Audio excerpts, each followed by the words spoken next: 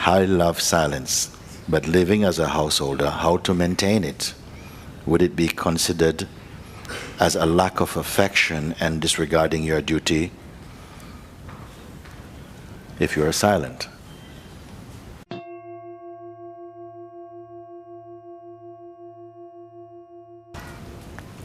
It's funny because sometimes as our mind is merging into silence. And sometimes it appears to others you're behaving out of character.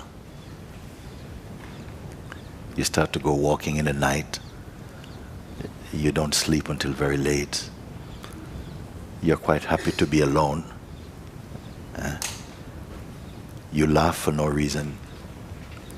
Sometimes cry for no reason also. And they're very worried about you.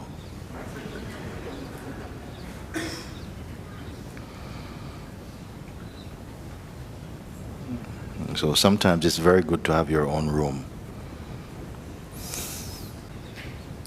There's a silence which we actively express as sitting alone and taking the phone off, closing computer, lighting some incense, maybe sit quietly a certain way or something. And we say we're going to talk and not even going to think. Some people can decide, I don't think, and they don't think. And there's a silence which is discovered. It's not anybody's doing. Nobody's doing this silence. It's simply the silence of being. It is just there. Whether the mouth is speaking or the body is moving, it makes no difference to that silence. And that is the true silence. Sometimes when we have a physical silence, the silence which we determine to share is an aid to keep off distractions for a moment so your attention can just settle down into the natural silence. And in that natural silence, all divisions end. There isn't any more I and silence. They are one. Even further than that, sometimes I also is gone. When the I is gone, then also the name of silence is gone. So I say silence beyond even the concept of silence. And that silence is here also, here now. It is in the core of our own being. There's no physical distance to that core. It's not a question of measurement in that way. But it seems as though this silence is eclipsed by a fascination for our identity as individuals.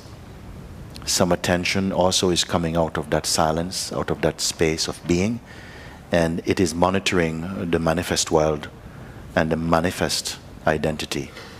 And so the silence, the inherent silence of being, is overshadowed by that.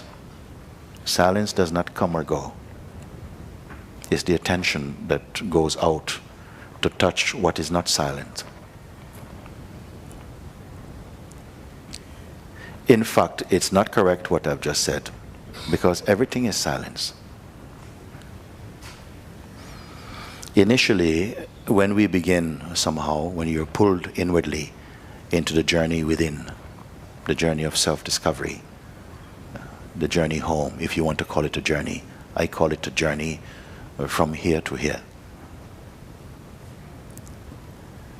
Don't pay too much attention to the reactions of people around you, because initially it can be not encouraging. They will tell you, oh, you're behaving a bit strange these days.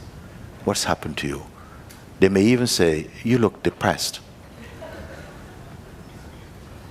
So don't drink these kind of comments into yourself. In fact, sometimes it's sometimes our own secret doubts that manifest in the form of those voices, so that you might hear them.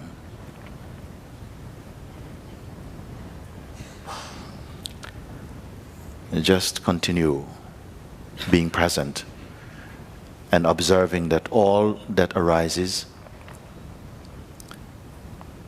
on this side of the eyes and on this side of the eyes, everything is like a cloud, everything is moving.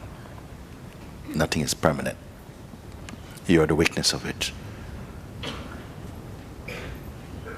And don't hold on to any self-image about who you are. Because all images, they are from the past.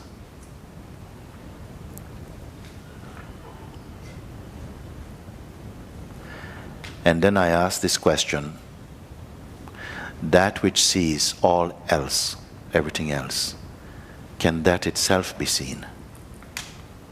And you have to find out. Some people feel, I know the answer to this. I say, no, I don't want this type of answer. Look freshly each time. Prove freshly each time.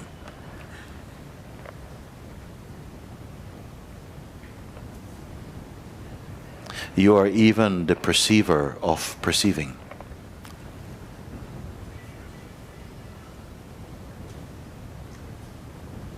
That ability is already in you.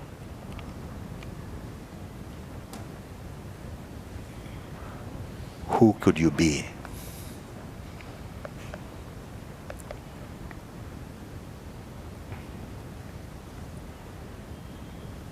Can the perceiver, can the seer be seen? Can the perceiver be perceived?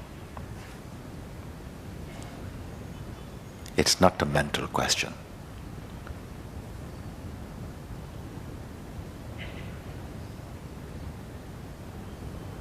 If this question fascinates or inspires or resonates, follow it.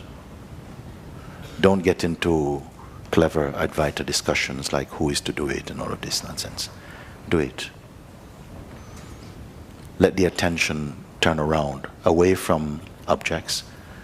And there are objects on this side, and there are objects here, objects of emotion and thought and memory. Also, all of these are in front of that. Can that itself be seen? Find out. I don't want an answer from anybody. Because when you find out, something will change in you. If you let someone else, whoever it might be, cause you to abandon your own inner search for truth, that is a very sad thing. Because as you come again into your freedom, not only they, but the whole world will benefit from your freedom. So if people are somehow seeming to trying to sabotage your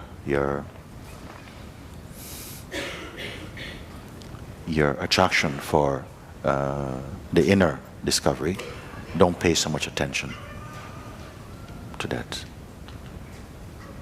Follow your heart. Don't say, but I am committed, I have this thing to do, that thing. Follow here. Because truth is not in conflict with a normal existence.